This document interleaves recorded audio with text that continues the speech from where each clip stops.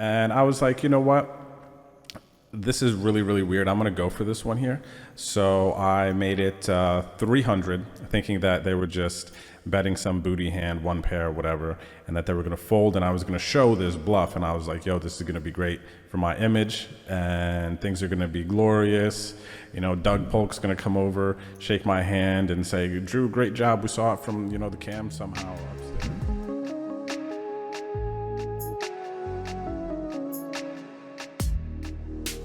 What's going on, everyone, and welcome back to another vlog.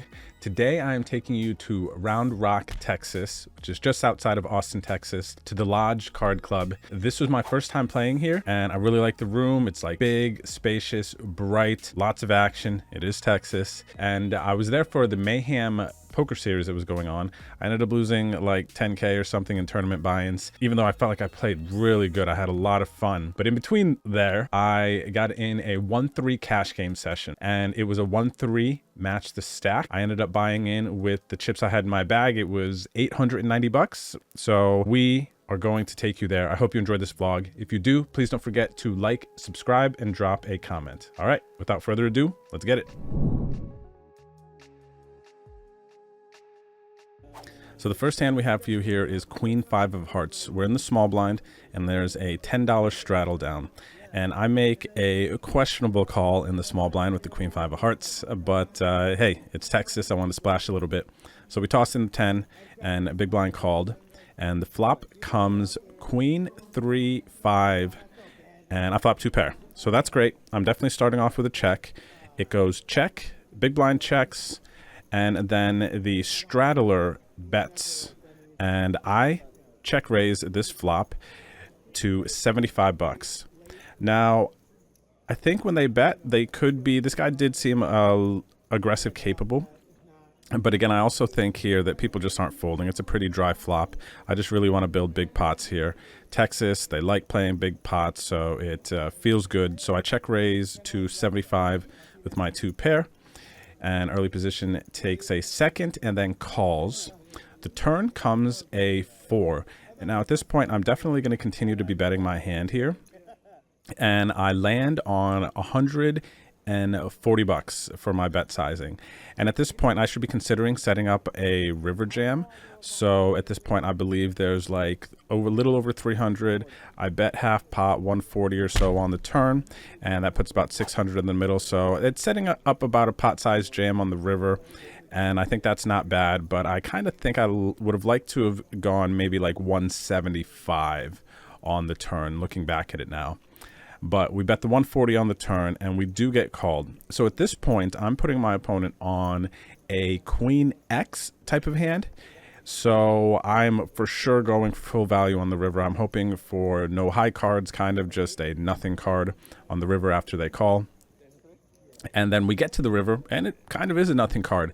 It's a 9. So now only Queen 9 beats me. And if they happen to have been a non-believer calling with pocket 9s on the flop and turn, I think that's unlikely, though, considering the fact that there was a straddle. I think that straddle would have raised pre with 9. So I'm not really giving them credit for that. I'm not giving them credit for any sets here. So I'm basically just targeting a queen.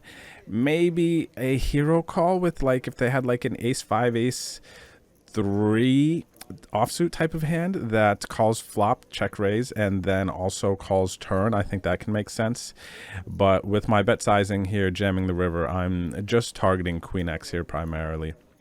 And I don't know enough about the player to assume they're going to make some crazy hero call. But yeah, so we're all in on the river for $607, so about the size of the pot. My opponent does take a minute here, tries to get a read from me and everything, but, you know, I'm pretty stoic. It's kind of like whatever at this point, just like, please call. And after a bit of deliberation, my opponent does fold, and we scoop a pot here. So a decent start. We are up to a little over $1,000 bucks, 1,030 bucks after this pot. In this hand we pick up, I have raised 15 bucks on the button over a late position limp. Small blind calls, and the limper of course calls. We go to the flop of Jack 10-5 with 2 clubs. It checks to me, and I decide to check here with two other players in the pot, two overs, a draw to the nuts. I feel like I've been over c-betting in some of these situations. I think in a cash game, it's probably better to check here. In a tournament, I think I would bet it, but obviously in a tournament, my stack depth would be a bit different typically here than, 200 some blinds. So I decide to check flop, and then the turn comes another 10. Small blind checks, and then the late position limper bets 30. And I am not going to go anywhere just yet. I do still have a draw to what I assume to be the nuts. My two overs might also be outs for me. So I'm in position here, going to see another one. So I toss in the 30 for the call, and the small blind gets out of the way. And then the river comes a blank, nothing. And it checks to us. And now at this point, do I want to bluff? Do I have showdown with my king queen? I beat queen 9, 8, 9, king queen, ace queen if they happen to have those hands. I don't know if they have ace queen after limping in late position, but they very well could have. It was a casual player, I believe, that was in late position, if I remember correctly. But yeah, I also don't think that they're betting some under pairs, sixes, sevens, and things like that I would need to beat or I would need to bet in order to win. So I did decide to take my showdown here with ace king. I check, and then my opponent shows a jack. I believe it was queen jack here. And we lose a little pot. No worries. On to the next one.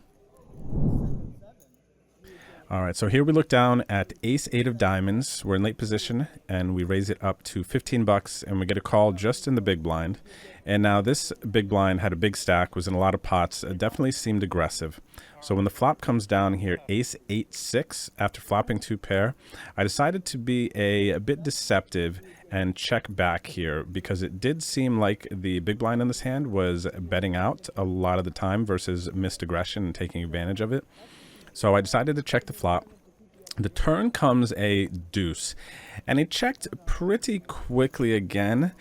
So I went into mega trap mode. I'm like, okay, man, I don't think that he has too much. And also this opponent, very, very specifically, I thought I had a high % chance that they were going to bet river. Then I could raise. Maybe they improve their hand, make a worse 2 pair. They're out of the big blind, so they could have a variety of hands here. So I make another check on the turn, very player specific, because I think most of the time versus the majority of players, I should be betting this turn again for value to get called by. There was a flush draw on the flop. 1 pair of hands are going to peel at least 1 on the turn, maybe not on the river. So anyway, we did check this turn, and then the river comes another ace. So we have an unbeatable hand here, and they check to me again. And now at this point, I've shown no value in my hand. It seems like I just kind of have nothing. So I decided to polarize myself on this river with a big bet sizing. I bet 50 bucks into about a $35 pot. And my opponent actually doesn't take too long before tossing in the call. And we win there. Nice hand. And we scoop a pot.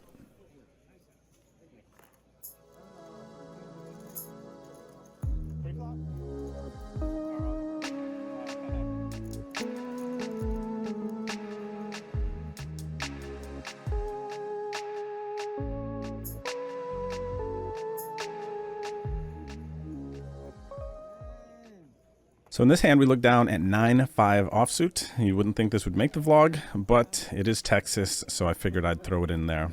We're in the big blind. There is a $6 straddle, and I call the 6, and it gets to the straddle, and they make it 15. I'm like, whatever. Like, here's 15 bucks. Let's see this flop. So I call the 15. We go to the flop. It's queen, deuce, 4, 3 clubs. It goes check, check on the flop, and then at this point, it kind of checked quick. I don't really think too much about it. But the turn comes an ace. I have a gut shot. I do briefly think about leading out, but I don't think I need to. Again, it's 9-5 offsuit. Had I been the aggressor, maybe I might have bet this spot.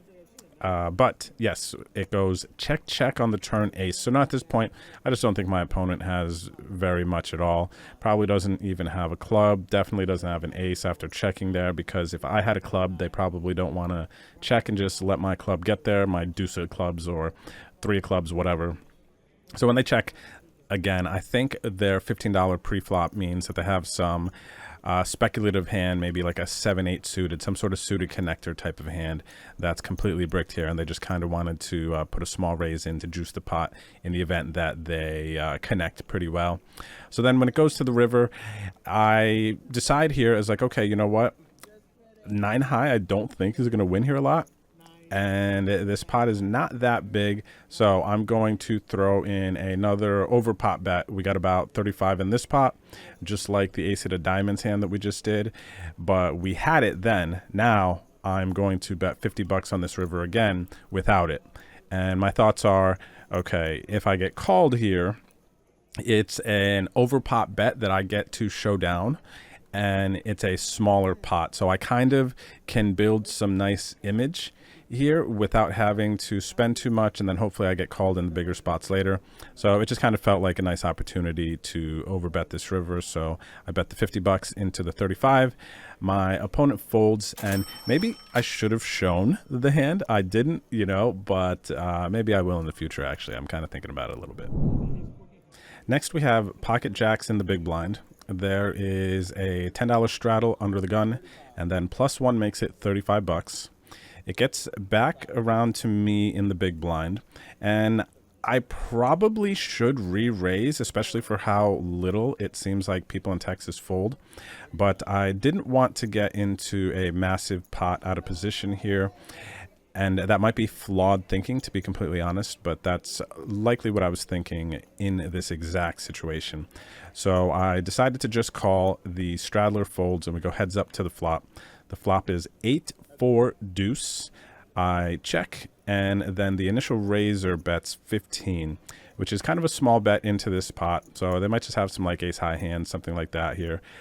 Maybe they have a smaller pair. They're trying to get maybe a value bet in versus some high cards. Anyway, 15 bucks. I think if they kind of just have not much here on this flop, I decided to call versus check raise. But I do think that check raise is a fine option as well. Thing is, they very well, since they raised the straddle, they very well could have a big pocket pair still. So I opted to call. We go to the turn, and then when the turn goes check, check, now I definitely think that I have the best hand. And the river comes at 10, so I have to bet at this point, and there is a little over 100 bucks in the pot. So I decided to go with a bigger sized bet, not over pot this time. I went with about 2/3, bet 75 bucks, and I'm very, very quickly called by my opponent, who did not show their hand. So we're not sure what they had, but I do win, so that's great. I'm not assuming that they called with ace high in this spot. They probably had some weak pair that they bet flop, pot control turn, and then when I bet bigger, they thought I could be bluffing. So yeah, we win there. Here we look down at 10-6 of spades. We are in the cutoff. There is a late position limp. I make it 20 bucks. And then now a player to my left, who younger dude, sat down, kind of seemed like he had ants in his pants or something, like he really just had somewhere to go, blasting off, tilted, I don't know. There was definitely the vibe. He makes it 75, and then the player that we've referenced a couple times now in the vlog that seemed aggressive and a bit splashy calls in the big blind as well. So I decided to get a little saucy here with the 10-6 suited, thinking basically that with the re-raise versus anti-man and then the a bit looser player, I'm going to cover a part of the board here that they just aren't. And when I hit, I'm going to win a big pot. But the flop comes 5-7 king, 2 clubs. And the player who called first out of the big blind actually leads out here. And I thought that was really weird, and they didn't seem too confident about it. They bet 75 bucks. And I was like, you know what? This is really, really weird. I'm going to go for this one here. So I made it 300, thinking that they were just betting some booty hand, one pair, whatever, and that they were going to fold, and I was going to show this bluff. And I was like, yo, this is going to be great for my image, and things are going to be glorious. You know, Doug Polk's going to come over, shake my hand, and say, Drew, great job. We saw it from, the cam somehow upstairs. And no, that's not what happened, though. So what ended up happening, Guy to my left folds, and the person who let out just snap jams when it gets back to him. And I'm like, okay, yeah, fine. Here you go. I literally have nothing. So a bit of a launch there, but you know what? Some people might not include that in their vlogs. I do. There it is.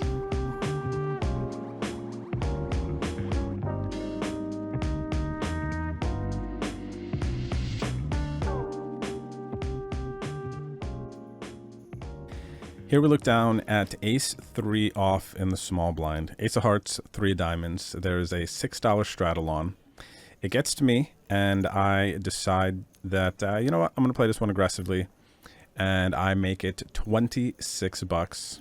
And there are 2 callers, big blind and the straddler both call. So we go 3 ways to the flop. And the flop comes 9 deuce 5. So we have a gut shot and a backdoor flush draw here. I decide to continue with 2 other callers. We got about 70 some bucks in the pot. I make it 50 bucks, and we get 1 call. So we go heads up to the turn, and it's another 9. Now, at this point, I am going to fight for this pot. It's versus the player who does not seem to fold to a lot of C-bets. You know, they probably call C-bets in position, try to take it away on the turn. So here, when the turn comes at 9, I decide to bet 100 bucks into what is now about a $175 pot. If called, that puts a little under 400 in the pot, and I would have about 400 behind. So another situation where I'm setting up a pot-sized jam on the river, though I think I probably, again, should have gone about 125 to 140 on the turn, and then set up to jam the river with that stacked to pot. But the 100 on the turn does enough. It takes it down, and we do win this pot. All right, everyone, we are now under the gun with 10-8 of diamonds. We decide to raise it up to 15 bucks, and we are going to get a call in a middle position and a call in late position. So 3 to the flop. The flop comes out ace 6 queen. So this is pretty good for us. We are going to have the aces, the ace queen. There will be some sets and some other ace x, king queen, weak queen x that's going to be in our opponent's ranges. So I decided, since I bricked pretty hard outside of having 4 red cards, to check flop. Now, it checks all the way around, and the 9 of hearts comes in on the turn. Now, at this point, I do not think that late position for sure ever has an ace here checking multi-ways with the flush on the flop. The earlier position player didn't seem too interested. So with my gut shot, I decided to start firing. So I bet about the size of the pot here, 50 bucks, and early position folds, and the later position player does decide to make the call here. And I'm like, please, 7, zing, 7 on the river. And yeah, so now we made our straight, which I do assume is the best hand. We have about 160 bucks in the pot on the river, 160, 170. So I decided that I'm going to go with what I would have bluffed my sizing, about 2/3 the pot. We go 125. Thank God we hit that 7, right? So we bet 125, and our opponent doesn't take too long before calling. And that makes me think that they were maybe pot controlling an ace as well, which is unlikely. Maybe they hit 2 pair. Maybe they had 9-7 that called. Maybe they had, I don't think they have an ace much. They might have had 9-7, 6-7 that hit 2 pair as well, able to call that river bet. But they were like, oh, wow. So I think they might have had a 2 pair on the river. But we pick up a nice pot there. Now we look down at king 8 of spades. We are in the cutoff in this hand. There is a raise in middle position, and we decide to 3-bet here from 15 to 50. 50 bucks, and the button calls and the initial raiser calls. So we end up going 3 to the flop. The flop comes out jack 8 10. And I don't really like this flop. We do have a pair, no backdoor flush draw or anything. And I just think that this board is really going to connect with my opponent's ranges. So when the middle position player checks, I decide to check, and the button actually decides to check as well, which leads me to believe button's got a small pair here a lot of the time, or some ace high type hands, mostly small pairs, I think, honestly. And the turn comes a king. Now it's on middle position, and they also check. It gets to me, and honestly, I think that I'm definitely having the best hand. I think this is a turn where we can bet, and maybe queen 10, 8, 9, those types of hands, pair plus draws, will call. But I decided to check the turn for some reason. Looking at it now, I don't really think I like it. I think if I'm going to get value, I need to start trying to get value on the turn. But we did check, and the button checks as well. So at this point now, I think my opponents are super, super weak. And when middle position checks to me on the river 6, I think that my best option is to go with a small bet. I bet 50 bucks into about a pot of 150 bucks. Really just trying to get hero called by maybe ace 6 suited, like an ace 8 suited, potentially hands that might have a pair but would pot control this whole way. And neither of my opponents take the bait, but we do pick up a little pot here. All right, so we kind of had an abrupt ending to that session because my phone ran out of room, so I couldn't record anymore. So I was just like, all right, it's like 1 in the morning, something like that. I'm just gonna stop. We ended up cashing out $838 from the $890 start, so down a little bit. What are you gonna do? To be honest, man, I could have lost a lot more in games like that. You saw some of that action, man. It was crazy. Texas is a lot of fun. I really enjoyed playing at the lodge as well. The tournaments were well run. The cash games are juicy. There's never really anybody short stacking. So I really did enjoy my experience there. I hope you enjoyed this vlog. Whether you did or you didn't, feel free to like the video, drop a comment, and subscribe. And until next time, good luck on the tables, good vibes, God bless, peace. Everybody, thanks for making it to the end of my video. No one does that, do they? All right, look, I respond to comments, so please leave a comment below the description and let me know what you think. Let me know if you have any questions. Otherwise, check out some of my last videos here, and don't forget to hit the subscribe button here. All right, my name is Drew. Peace out. Catch up with you later.